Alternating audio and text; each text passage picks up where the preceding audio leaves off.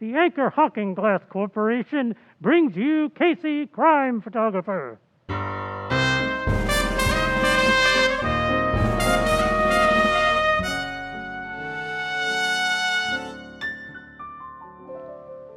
Say, Casey, do you think they'll ever put my statue in the Hall of Fame? What are you famous for, Ethelbert? For 27 straight years, I always got the same part of the turkey. Well, that's some kind of record, ain't it? Well, because you consistently get it in the neck, that might make you notorious, but not really famous. No, Ethelbert. You know you have to do something really big. You know, something important to deserve a famous name. Like what? Well, like Anchor Hocking, the most famous name in glass.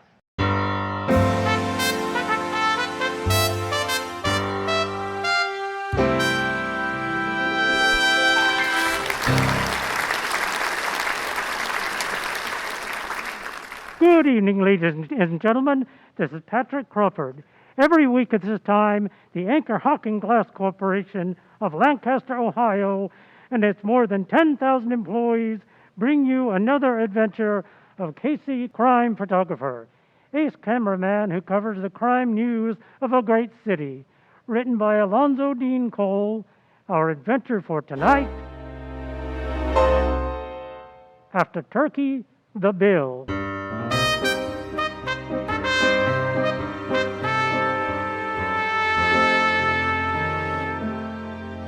7 o'clock in the evening, a medium-priced uptown restaurant known as Petrarchus' Olympian. At a table for two, a fleshly dressed young man pushes aside his empty plate and says to the pretty girl who sits opposite, "Hey, that turkey wasn't half bad." You didn't leave much of it. Neither did you. Shall I order dessert now? Uh-huh. Hey, waiter, Gus. Okay, kid. What do you want now, Joe? We're ready for the plum pudding now. To a plum pudding. That's what you want too, isn't it, Lottie? Yes, and coffee. Same here. Okay, kid. I don't know why you won't let me do anything for you in a classy way, Lottie. I asked you out for a Thanksgiving spread, and you made me bring you to a cheap place like this. Joe, you can't afford to throw your money away. How do you know what I can't afford? I may not have as good a job as my cousin Ferd yet, but that doesn't mean I can't... What's Ferd got to do with it? Oh, he's got plenty to do with it. If he didn't have to work today, you'd be out with him now instead of me. I know. Ferd isn't working tonight, Joe. He came home before we left there. I could have had dinner with him if I'd wanted. Yeah. Oh, don't be like that, please. Why shouldn't I be? While I was away, you and him became awful good friends. We were always friends, the three of us.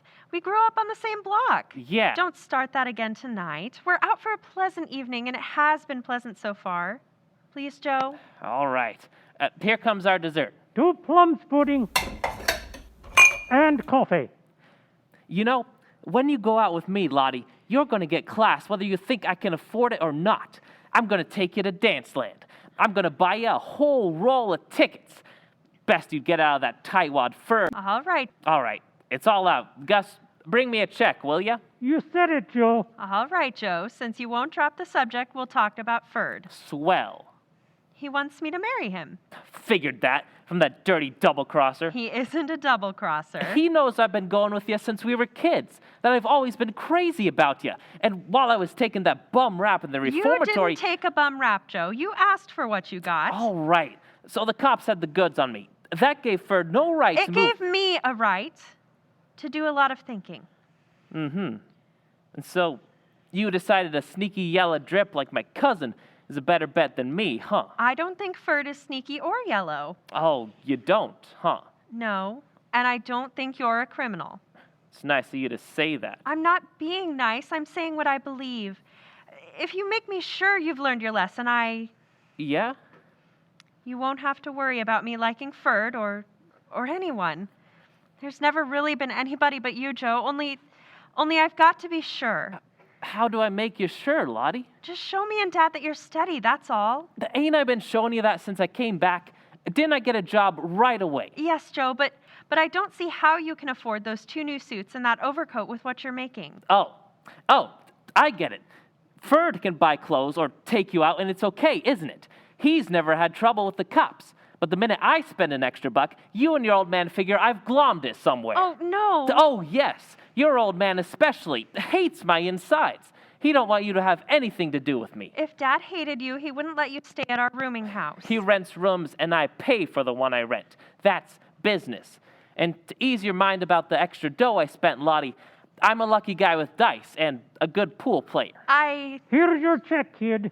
Thanks, Gus. I'll pay you back so we can get out of here. We're going to Danceland and we're... Joe? What? I haven't got my wallet. Have you lost your money? I don't know. Maybe I left it home. Well, phone Dad. He'll look in your room. Well, if he found it, I'd have to go there for it. It's only a few blocks. You stay here, Lottie, while I go and see if... Oh, you don't have to leave the lady here, kid. We are an old customer. I know you'll come back and pay. Well, thanks, Gus, but I can make better time alone. Hand me my overcoat, will ya, from that rack? It's the blue one there. Oh, sure. Oh, this is a fancy coat. Nice and bright with red stripes. Oh, you've got class, kid. Yeah, but right now I got no dough. I'll come back as soon as I can, Lottie. I hope you find your money, Joe. Yeah, I hope so too. And how?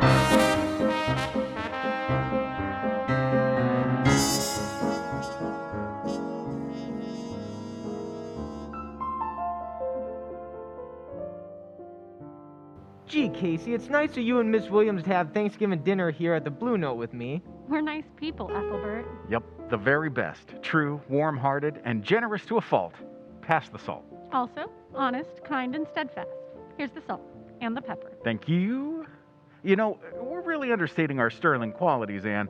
We've risen to the heights of magnanimity, whatever that is, by chewing Thanksgiving turkey in this crummy joint we see every day simply because our little pal here had to work and can only get away from his bartending long enough to grab a meal on the house. We hope you appreciate our sacrifice, Ethelbert. Oh, I do. Good. Pardon my reach for the Tabasco? To prove your gratitude, Ethelbert, you can pay for our dinners. Oh, yeah, well. Tabasco, Annie? Huh? Thanks. Hey, you've made a splendid suggestion, Casey. Paying our bill will relieve Ethelbert of a small part of his obligation for our company.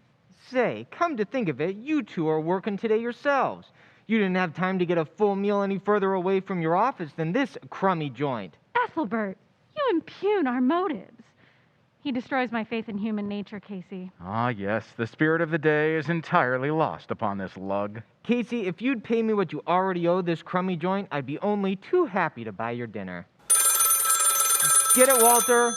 This guy's too wise for us, Annie. I'm afraid so, Casey. Casey, Yeah, Walter? you're wanted on the bar phone. Your city desk. Oh, nuts. I'm only just finished my turkey.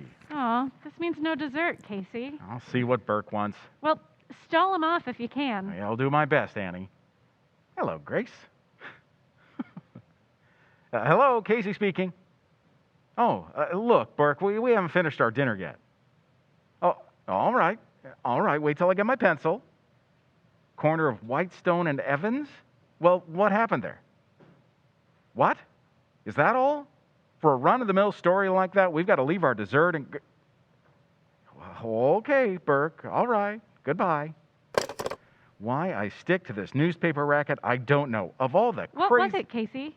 Look, we got to get out to Whitestone and Evans, Ann. Some mug just held up a filling station there and got away with $200. Did he shoot anyone? No, just one of those inside page fillers.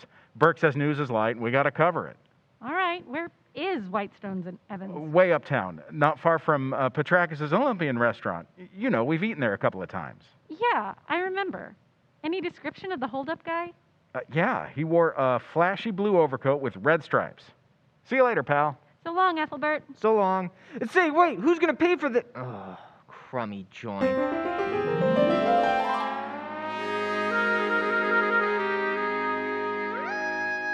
Our story will continue in just a moment. In mansion or cottage, in city or town, Thanksgiving Day is a time for family reunions, feasting, and fun. But through all the gaiety, there runs a deep note of real thanksgiving for blessings past and present. There's a tacit recognition that a better-fed nation is a stronger, happier nation.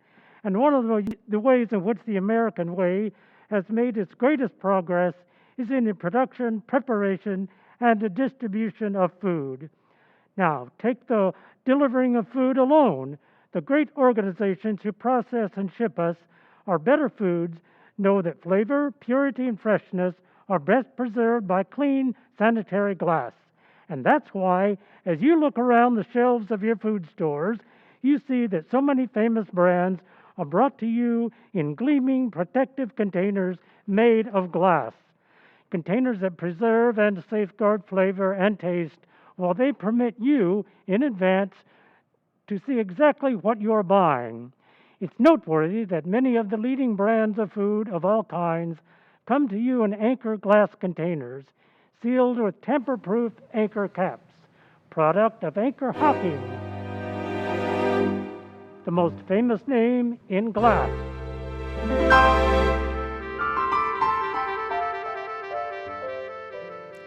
Here's what happened, Miss Williams. I'm working the station, see? I'm here in the office when this hold-up guy opens the door and says, "Give me your dough." He had a gun, of course. Oh, sure, he had a gun. The time was about 7:15. What did you notice about the guy, aside from his flashy overcoat? Well, he wore his hat pulled down over his eyes, and a handkerchief was tied around the lower part of his face. Also, he was fast. What did he do? Well, he told me to get into the the restroom there, and to keep quiet. He locked the door on me, and I heard him open the money drawer in there, and then I heard him leave the joint. I started pounding on the door, and after a while, I managed to bust out. That was about 7:45, and then I phoned the cops. You mind if I shoot a picture of that busted door, Sergeant? Go ahead, Casey. Thanks. Oh, you'll want a picture of me, too, won't you, Mr. Casey? Huh? You? Oh, sure. Yeah, the door and you. I'll shoot the door first. Oh, man, it's gonna give me old lady a big kick to see me written up in the papers. Hey, was this big puddle of grease in front of this door, Jones, when the hold-up guy locked you in? Oh, yeah, I spilled it out earlier, and I hadn't had time to clean it up. Then the mug must have stepped in it, Casey. Along with the description of his flashy coat I've sent out, I included instructions to look for a guy with dirty grease stains on his shoes. Well, the two things together ought to nail him, Sergeant. Yeah, I told the Sarge here something else that ought to nail the guy. Well, what's that? Well, one of the bills he stole out of the money drawer was an old 20 that had been torn in two and kind of stuck together with Scotch tape. I took it in just before the robbery, so I remember it. Looks like you cops have plenty to work on, Sarge. Yeah. Well, we got all there is, Annie. Let's blow out of here and get back to the Blue Note, get some plum pudding and coffee. Come on. Hey, ain't you gonna take my picture first? Huh? Oh, yeah. I'll kind of just stand here by the empty cash drawer, huh? And point my finger at it. Yeah, that'll be original. Well, stand and point, pal. Go ahead. Great. All set now. Shoot! Jones, Hey, Gus, I'm getting my picture took. Don't walk in front of the camera. I have just heard what happened to you about that guy in the blue overcoat who told you up. Well, I'll tell you all about it later, Gus, as soon as I get my picture took. No, I tell you and those cops about it now. You'll tell? Who are you? Oh, I am Gus Newcombe. I am waiter at Petrarchus's Olympian 3 blocks from here. And I know who is the kid who robbed my good friend Jones. You know? Yeah, I know as soon as I am told the news about the fancy overcoat. What are you talking about? Yeah, what are you talking about? I tell you cops everything, even where to find this hold-up kid. He tell me he is going to his girl to dance land.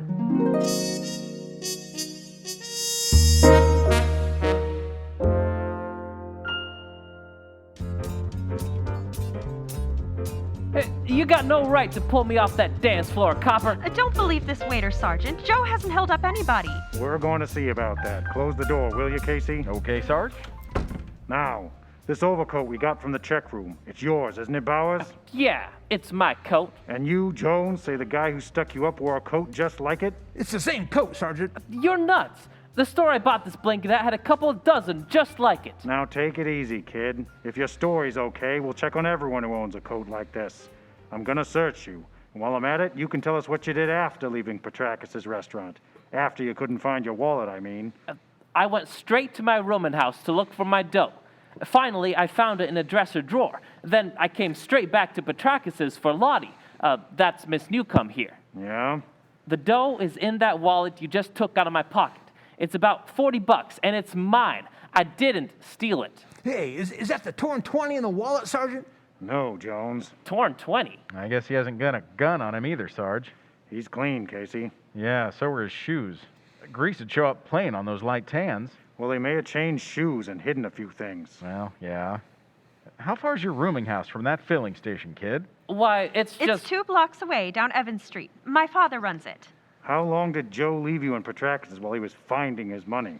I didn't time it. It wasn't more than 15 minutes, maybe a half an hour. So what? So you had plenty of time to stick up Jones and go to your room before you came back to Protractus's. All right, if that's the way you dope it, Copper, search my room. I'm gonna do that little thing, young fella. All of you, let's go.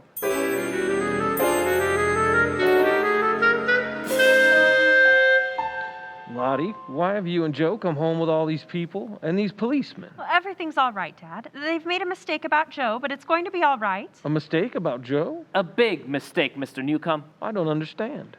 I'm Sergeant Healy, 5th Detective District. There was a stick-up a few blocks from here tonight, and Joe Bowers here is under suspicion. A stick-up? Joe? He didn't do it, Dad. I know he didn't. You were with him, Lottie. You must know. Your daughter wasn't with him for a long half hour, Mr. Newcombe. I haven't taken time to get a search warrant, so I'd like your permission to go over Joe's room. Give him the go-ahead. I have. He'll find nothing to tie me up with any heist job. All right with you, sir? Oh, yes, of course. Thanks. Take me to your room, Bowers. Come on.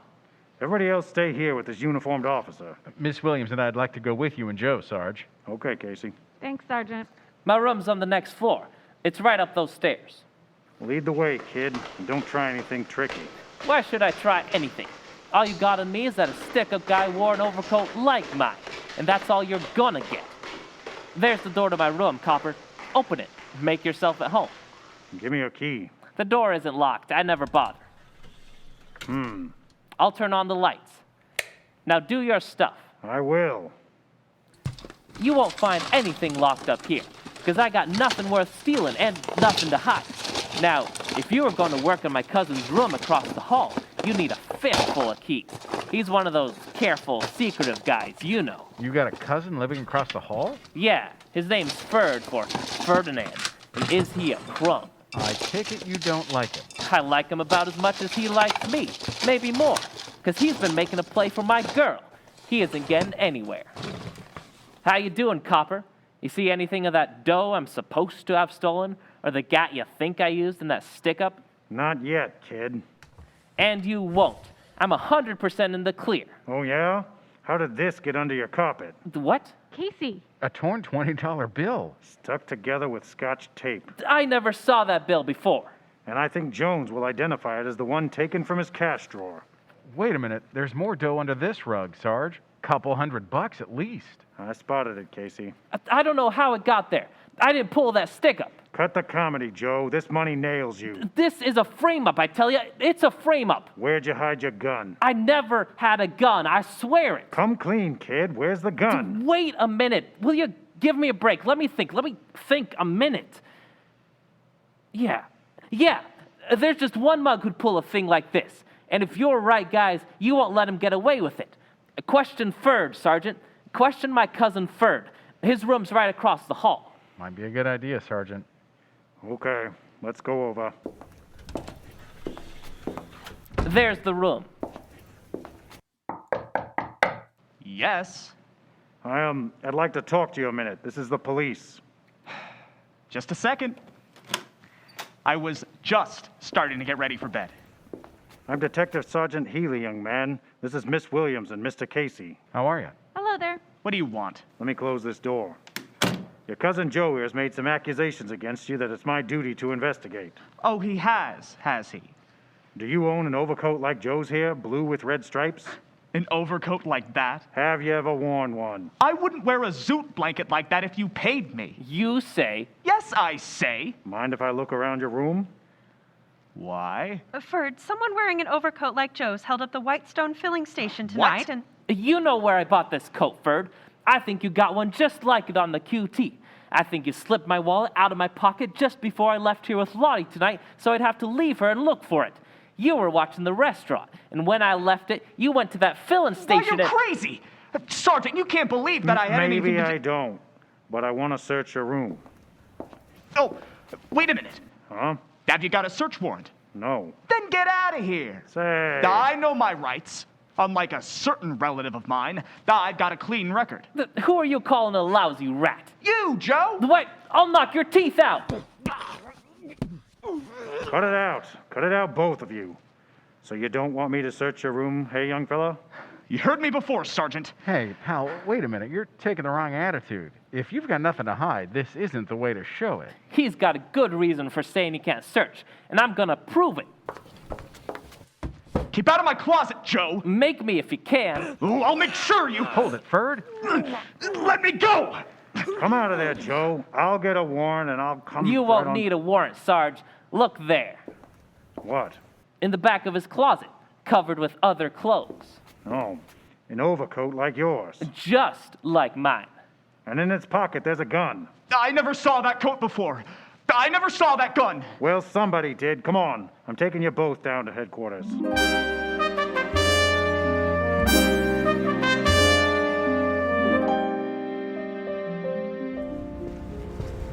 I don't know how that overcoat got in my closet, Sergeant. I swear I never saw it or that gun before. So you've been saying, Ferd. Both of you, get into this car. You did this to me, Joe. Sure. I got wise to your frame-up, you louse. I threw it right back at you. We'll continue our discussion at the station house. Of course, you'll only hold me long enough to get my testimony. I'll be back home in an hour or so. Maybe. You and Miss Williams tagging along after us, Casey? No, Sarge. I may give you a buzz later, though. We still have our Thanksgiving dinner to finish. Say, why don't you two get jobs that won't make you work on holidays? Why don't you? You mean like Captain Logan? I've been thinking about it for the last 25 years. Good night. Night, Sergeant Healy. So long. Come on, let's get in our car, Casey, and get our stuff to the paper and get I'm back. going back to that rooming house, Annie. Why? Are you convinced that Cousin Ferd framed Cousin Joe? Well, his attempt to prevent a search of his room didn't look very good. Annie, I'm just thinking. Well, Joe found that overcoat with what might be called surprising ease. Mm-hmm. But it's hard to believe that Joe would invite his own arrest in order to frame his cousin. Why, one little slip The and... framer, whoever he is, did make a slip, Annie. His plan didn't anticipate a grease puddle, and he had to get rid of a pair of shoes that may walk back and kick him. Well, none of the shoes in Joe's rooms or in Ferd's had any grease stains on them. No, Sergeant Healy hasn't forgotten those missing shoes, and he'll be back pretty soon to really look for them. Well, I'm going to start looking right now. I'll ring Newcombe's bell here. Sometimes I wish your snooping instincts were more restrained, Casey. I'd like a cup of coffee now, and... Hi, Mr. Newcombe. Mr. Casey. Yes, may we come in? Of course, but I thought you were all... We didn't go with Sergeant Healy and his prisoners. I wanted to ask, how's your daughter now? She wasn't taking this thing very well when we left. Oh, she feels terrible about it. Miss Williams, perhaps a woman can talk to her better than I can. Will you try to convince her that everything will come out all right? I'll gladly try, Mr. Newcombe. She's in our private living room. Yeah, go on in and talk to her alone, Annie. I'll stay here. All right. It breaks my heart to see my girl cry, Mr. Casey. She's all I have.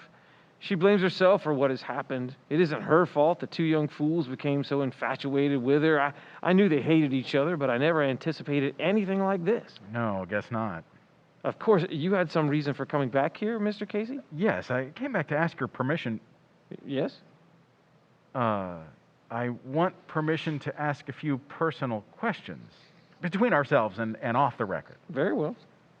You, haven't wanted Joe for a son-in-law, have you? In my place, would you? The boy has served a reformatory sentence that, according to my observation, has failed to steady him or improve his sense of values. Ferd has been Joe's opposite, I imagine? He always seems so. Lottie strikes me as a pretty sensible girl, Mr. Newcombe. Unless one of those fellows confesses he framed the other, or it can be definitely proven, she'll doubt both of them too much to marry either one of them. Yes, I think that's so. And as there'll be no confession or definite proof, things should work out exactly as you planned. As I planned? You're the guy behind this double frame-up. Mr. Casey? You didn't think I'd be back, did you? You shouldn't have changed back into those comfortable old shoes after Sergeant Healy left here. You did a lousy job of cleaning off that grease. Oh, but... You held up that filling station and framed both the boys to keep your daughter from marrying either one of them. I was very foolish, wasn't I? Yes, I think so. Shall I call Sergeant Healy? All right. You can call Sergeant Healy Mr. Casey. I'm ready to confess. Wait a minute. Wait, let me take a close look at those shoes. What? The pool of grease in that filling station you heard us talk about wasn't deep enough to reach far above the soles of a shoe.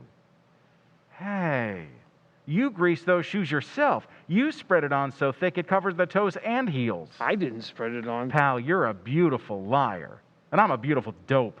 You greased those shoes and put them on knowing the cops would come back and spot them.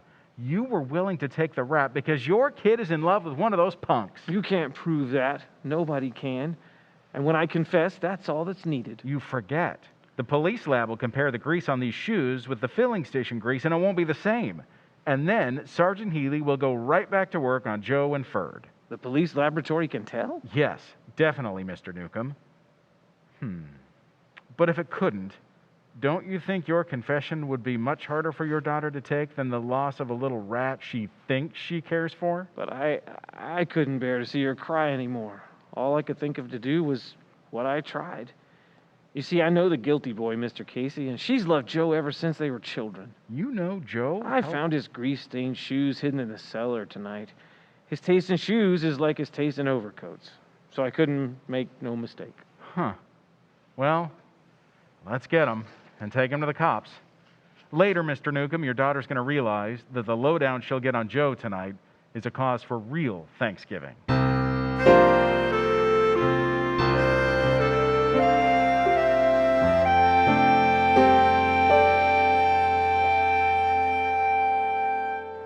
We'll join the crowd at the Blue Note in just a moment. This is Patrick Crawford to remind you how important the new Anchor Glass one-way no-deposit bottle is to your enjoyment of ale and beer. It's a custom-made container made just for you. No one has used it before, and no one ever will use it again. When you're through with it, you dispose of it as you would any other food container. There's no deposit, no fuss, or bother. And the new Anchor Glass one-way bottle assures you of sparkling ale and beer without cloudiness and without foreign flavor or aroma. Beer that's truly brewery bright. Most of the brewers of New England and those who ship ale and beer into New England have adopted this bottle for your protection and convenience. For the Anchor Glass one-way bottle not only costs the brewer less than any other type of single-trip container, but it also gives you more flavor for your money. So, here's a good rule. When buying ale and beer, always demand a glass bottle. And for the extra convenience, demand your favorite brand in the new Anchor Glass one-way no-deposit bottle, a product of Anchor Hocking, the most famous name in glass.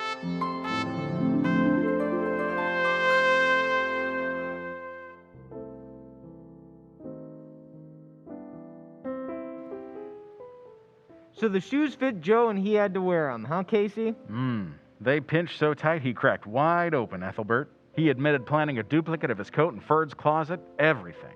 If his scheme had worked, Lottie would have never spoke to Ferd again and she'd have married Joe. Well, that was Joe's idea, Ethelbert, but it worked out in reverse.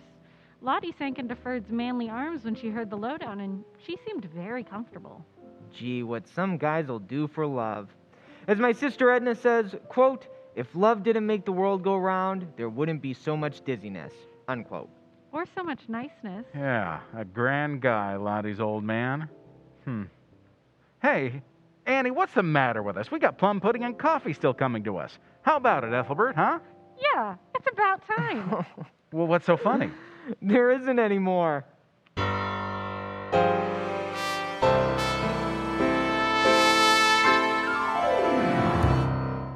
Casey Crime Photographer, starring Mark Feit, is brought to you each Thursday by the Anchor Hocking Glass Corporation, makers of Fire King Glass, Anchor Glass Containers, Anchor Caps and Closers, all products of Anchor Hocking, the most famous name in glass. You have been listening to Casey Crime Photographer, recreated by Lincoln Community Playhouse, featuring our Playhouse on the Air performers. Daniel Shaefer, Patrick Crawford, Ashley Hothan, Mason Gustafson, Noah Mason, Harry Heafer, Matthew Bejjani. Zoe Tien. Mark Feit. Jamie Bullins. Playhouse on the Air was directed by Morrie Enders with Barb Armstead as stage manager and Sara Bournia as sound technician. Music composed and performed by Jack Forbes Wilson. For more information on Lincoln Community Playhouse, please go to lincolnplayhouse.com. And if you enjoyed our program, please like and subscribe.